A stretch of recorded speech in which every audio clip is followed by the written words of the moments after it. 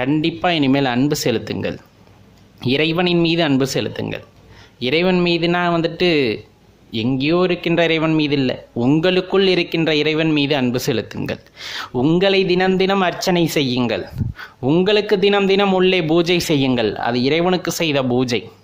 நமக்கெல்லாம் பார்த்திங்கன்னா சில நேரங்களில் ஒரு சந்தேகம் வருவதுண்டு, புறப்பொருளை தேடுவதா அகப்பொருளை தேடுவதா அப்படின்ட்டு. வாழ்வதற்கு புறப்பொருள் ரொம்ப தேவையான விஷயந்தான் இல்லைங்களே. சாப்பிட்றதுக்கு சாப்பாடு, இன்னும் ஆடம்பரமாக வாழ்கிறதுக்கு பொண்ணு பொருள், இதெல்லாம் சில பேர்த்துக்கு ஆடம்பரத்துக்கு தேவைப்படுது.